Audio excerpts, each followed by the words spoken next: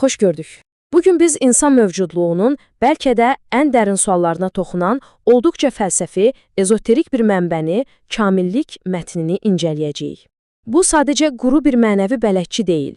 Təsəvvür edin, bu insanın kainatdakı rolunu, məsuliyyətini və varlığının əsl mənasını açan bütöv bir kosmik sistemdir. Gəlin, vaxt itirmədən birbaşa mətləbə keçək.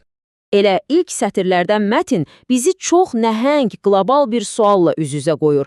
Biz niyə buradayıq və bəşəriyyət axı hara gedir? Düzünü desək, gündəlik qayğıların, iş gücün içində bu cür fundamental suallar yaddan çıxır, elə deyilmi?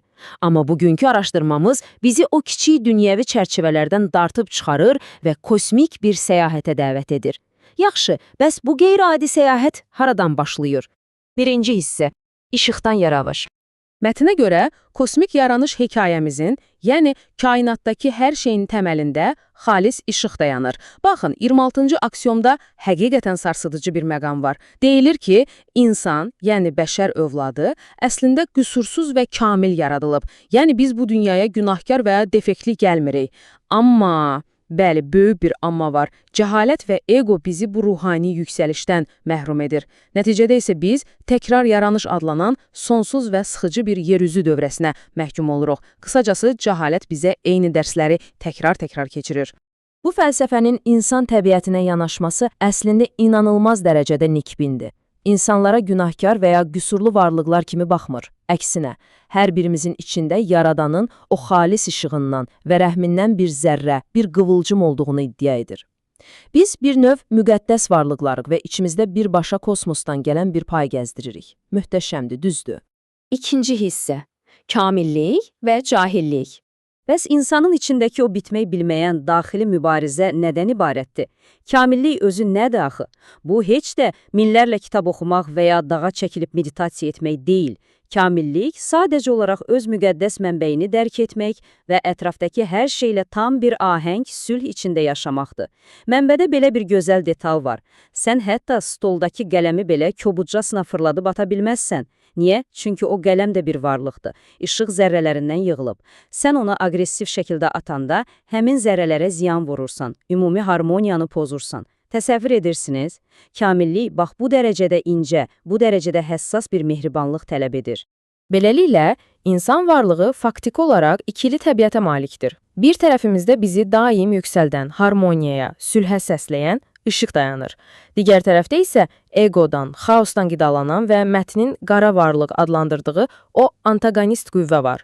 Bu varlığın tək dərdi insanı bu dünyəvi bataqlıqda cəhalət içində saxlamaqdır. O, sözün əsl mənasında içimizdəki işığın qarşısını almaq üçün çalışır. 118-ci aksiyom bu dinamikanı olduqca kəskin şəkildə izah edir. Kamillik ətrafında dolaşar o qara varlıq. Cahilləşən cahilin varlığına hakim olar. Yəni dostlar, qaranlıq kamil insanın ancaq və ancaq ətrafında dolaşa bilər.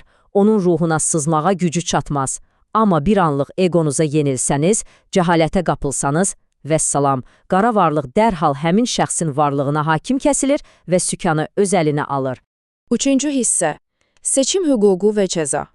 Əgər dünyada bu qədər qaranlıq, bu qədər cəhalət varsa, onda ilahi cəza mexanizmi necə işləyir? Məncə bu araşdırmanın ən heyrətamiz məqamlarından biri məhz elə budur. Böyük yaradan birmənalı olaraq deyir ki, mən cəza verən deyiləm. İşığımdan, rəhmimdəndir yaranış. Yaranışı cəzaya yaratmadım. Yəni o klassik yuxarıdan baxıb bizi qəzəblə cəzalandıran yaradan obrazı burada tamamilə rədd edilir. Bəs onda cəza nədir? Əgər yaradan cəzalandırmırsa, bəs dünyadakı bu qədər əzab, əziyyət, xaos haradandır? Çox sadə. Mətn deyir ki, insanlar sırf egoları, zorakılıqları və cəhalətləri ucbatından öz-özlərini cəzalandırırlar.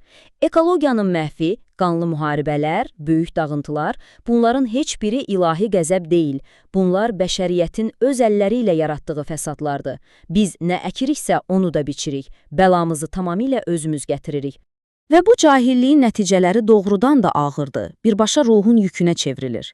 Qaranlığın toplanması, ego, sonsuz reinkarnasiya dövrəsində ilişib qalmaq. Amma burada çox qorxuducu bir xəbərdarlıq var.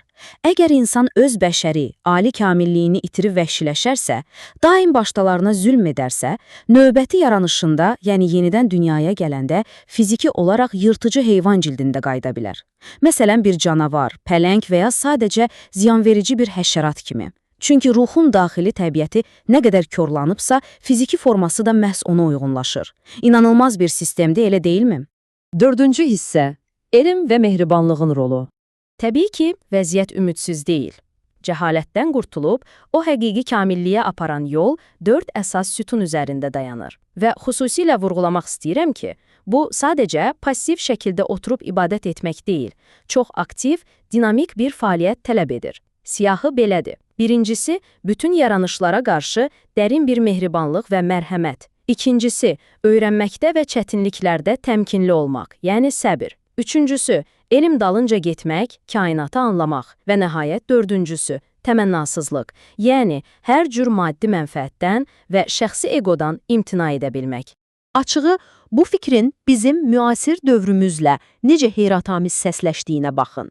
125-ci aksiyom deyir ki, kamillik insanlıq pul deyil, mehribanlıq pul deyil, yaranışlar pul üstündə, pulla deyil. Mətn indiki cəmiyyətin o maddiyyat, pul və status üzərində qurduğu süni iyerarxiyanı darmadağın edir.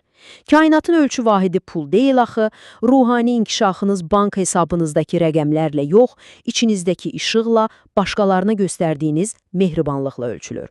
Burada elmə verilən dəyəri mütləq qeyd etməliyik. Amma mütəfəkkirlər elmi kor-koranə tərifləmirlər, onu iki yerə bölürlər. Qurucu elm və dağıdıcı elm. Qurucu elm kainatın sirlərini açır, xəstəliklərə çarə tapır və insanlara rahatlıq gətirir. Bu, kamilliyin ən güclü alətlərindən biridir. Amma gəlin razılaşaq ki, eyni elmdən silah düzəltmək, təbiəti məhv etmək üçün də istifadə olunur. Düzdür? Bax, mətnə görə dağıdıcı elmlə məşğul olanlar heç vaxt kamil sayılmırlar. Onlar biliklərini sadəcə yer üzünə qaranlıq yaymaq üçün istifadə edirlər. 5-ci və sonuncu hissə. Böyük qayıdış. Yaxşı, fərz edək ki, biz bu dünyada bütün dərslərimizi uğurla keçdik. Həqiqətən mehriban olduq, öyrəndik, işıq topladıq. Bütün bu əziyyətli səyahətin yekun hədəfi nədir? Mənbədə bu, sadəcə sıradan bir ölüm və ya ənənəvi cənnət kimi təsvir olunmur. Bu, böyük qayıdışdır. İnsanın o sonsuz reinkarnasiya, təkrar yaranış zəncirini, o qüşurlu dövranı birdəfəlik qırıb, xalis işıq formasında Yaradanın əbədiyyətinə qovuşmasıdır. Qısacası, bu, həqiqi evə dönüşdü. Bunu bir növ qəhrəmanın səyahətinə, xüsusi bir təkamül xəttinə bənzədə bilərik. 3 ana mərhələ var. Birinci mərhələdə, yəni yeryüzü həyatında biz dualizm, qaranlıq və sınaqlarla mübarizə aparırıq. İkinci mərhələdə egomuzu və cəhalətimizi kənara qoyub, elm və həqiqi mərhəmət qazanırıq. Və nəhayət, üçüncü mərhələ, zəncirlərdən azad oluruq və əbədiyyətə, yəni işığa qaydırıq. Bu 3 addımlıq proses əslində insan ruhunun qazana biləcəyi ən böyük kosmik zəfərdir.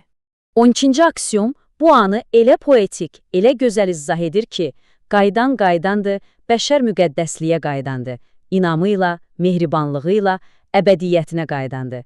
Düşünün, bu zülmətdən keçib, hər cür sınağa sinə gərib, nəhayət işıq toplamış bir ruhun zəfər marşıdır. Öz içindəki sülhü tapan, bütün kainatla harmoniyada olan insan sonda o yüksək müqəddəsliyə çatır. Bütün bu dərin fəlsəfi təhlilin sonunda gəlin dayanmaq əvəzinə özümüzə çox sadə amma bir o qədər də ağır bir sual verək.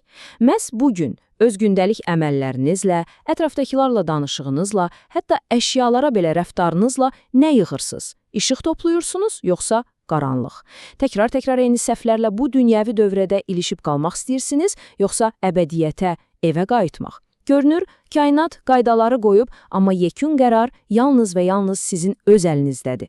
Vaxt ayırıb izlədiyiniz üçün təşəkkür edirəm. Yenidən başqa bir maraqlı mövzunu dərindən araşdırana dək özünüzə yaxşı baxın və, təbii ki, işıqla qalın.